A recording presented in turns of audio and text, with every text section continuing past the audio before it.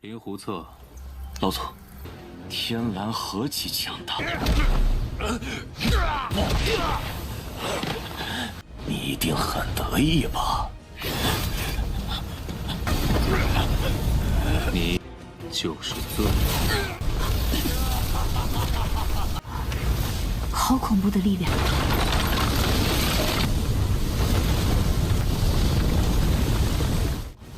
做鬼去吧！是你太蠢了。Halo guys, welcome back to Kobe Movie. Mimin mendapatkan informasi terpercaya dari Intel Mimin yang ada di China sana yang ternyata guys, Donghua Shen Tao Di Jun alias Lord Qinyang yang rilis setiap Selasa dan hari Minggu itu udah tamat sisa satunya. Waduh, ngegantung banget.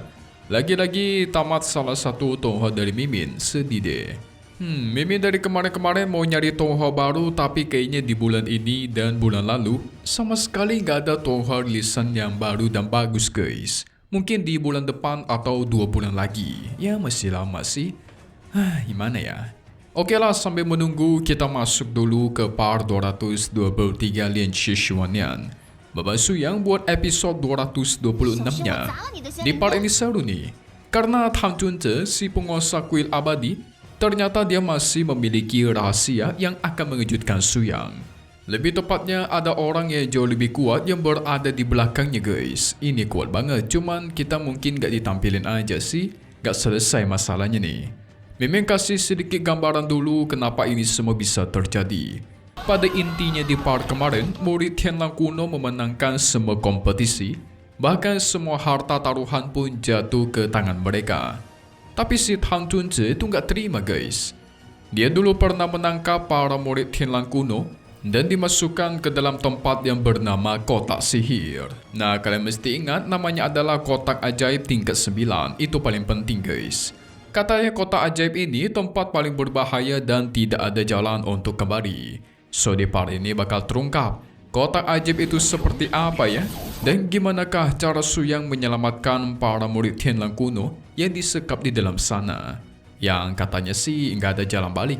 So maka dari itu kita masuk ke intro ya guys. Hehehe. 万劫不复，你怎么可能逆转时空？逆风。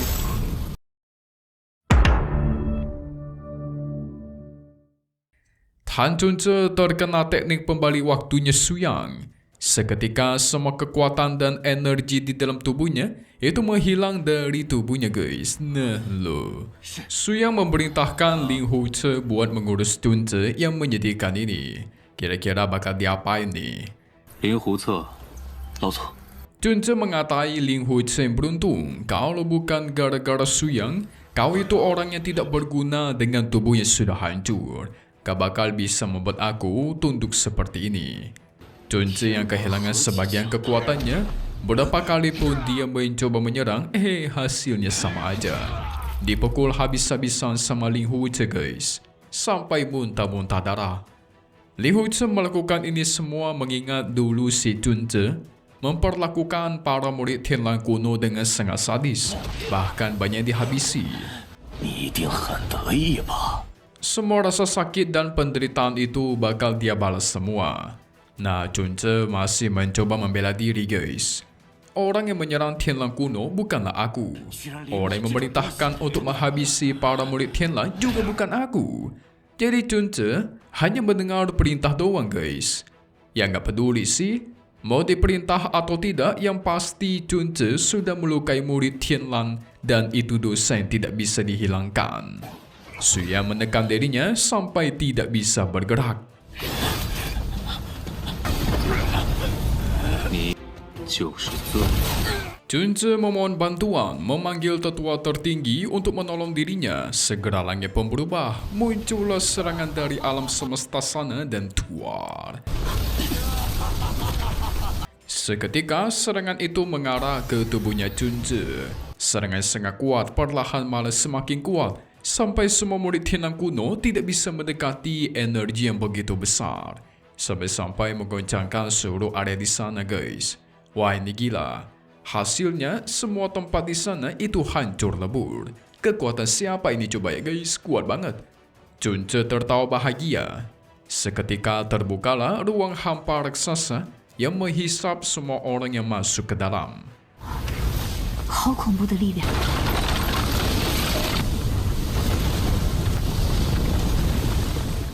Suyan dan para muridnya dikirim ke keretakan kekosongan guys. Di tempat ini Chunche bisa mengendalikan semua meteor yang ada. Tapi bukannya takut, ternyata justru inilah yang Suyang dan para muridnya itu tunggu-tunggu. Karena kunci dari kota ajaib yang mereka cari tidak ada di tangannya Chunche, melainkan di tangan dari atasannya, Nahlo dan Tuar. Chunche kebingungan diserang dari belakang oleh Ling Huce. Penjelasannya gini guys, sedari awal Suyang itu sudah tahu dengan kemampuan selama Chunche nggak mungkin dia bisa membuka kota ajaib tingkat 9. Makanya mereka sengaja memancing Chunche memanggil tuan tertingginya supaya mengirimkan mereka ke kota ajaib tingkat 9 guys. Sungguh jenius. 做鬼去吧！ Chunche yang meninggoy pun dihisap ke dalam. Lubang hitam di sana, Suyang memperhatikannya guys. Setelah dia perhatikan, 是你太蠢了！ dia mendapatkan sedikit nafas murid Tianlang kuno dari dalam lubang hitam tersebut. Yang berarti memang ada di dalam nih. Suyang dan para muridnya pun dihisap ke dalam lubang tersebut. Dan di hadapan mereka sudah ada harta luar angkasa. Disebut juga sebagai kota ajaib tingkat 9. Nah ini dia guys yang dicari-cari. Kerennya harta ini bisa menciptakan ruang khusus, alias menciptakan dunia sendiri di dalamnya. Harta sebesar dan sekuat ini pasti membutuhkan kekuatan yang besar. Yang berarti orang yang memiliki harta ini pastilah sangat kuat. Tetapi kalau diperhatikan, energi yang mengoperasikan kotak ini itu sudah mulai menipis.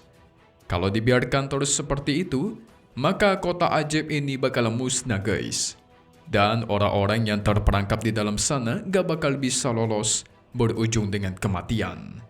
Cao Feng pengen maju tetapi dihentikan oleh Ling Huce.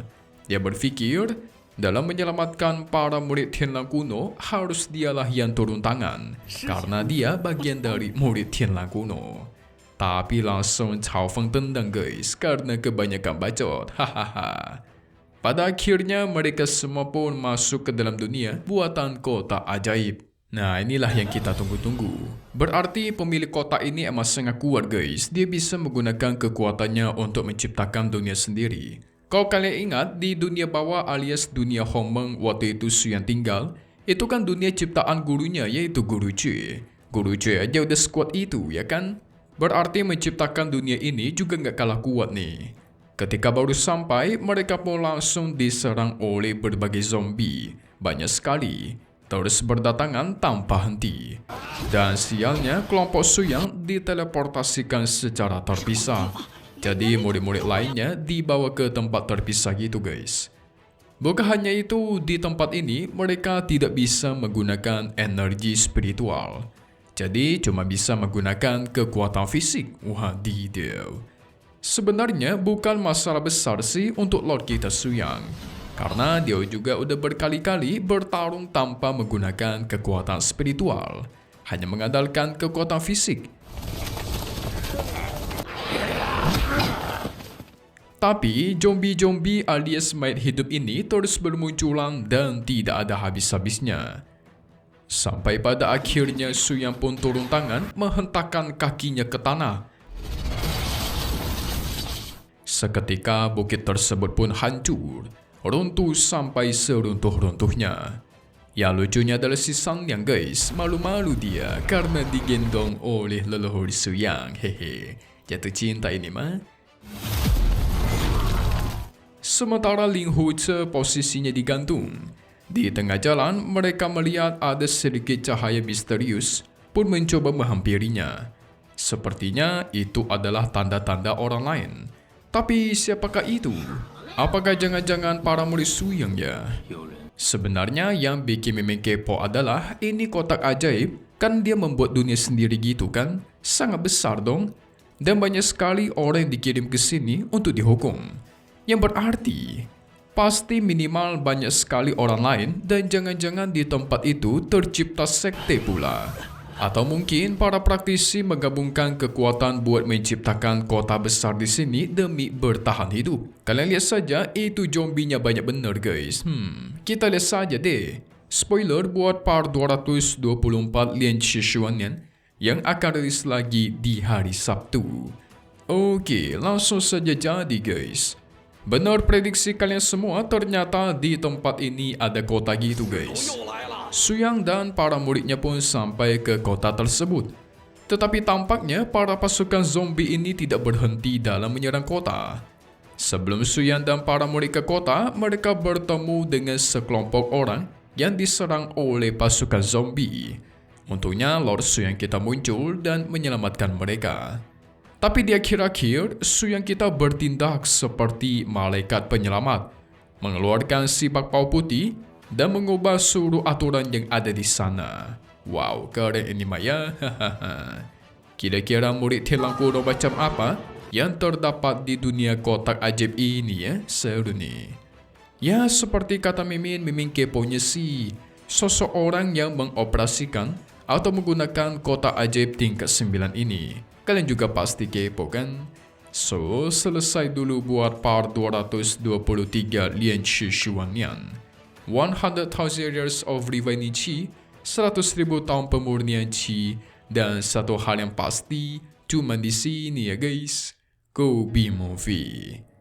Thank you buat kalian semua nonton dan selalu support channel Mimin.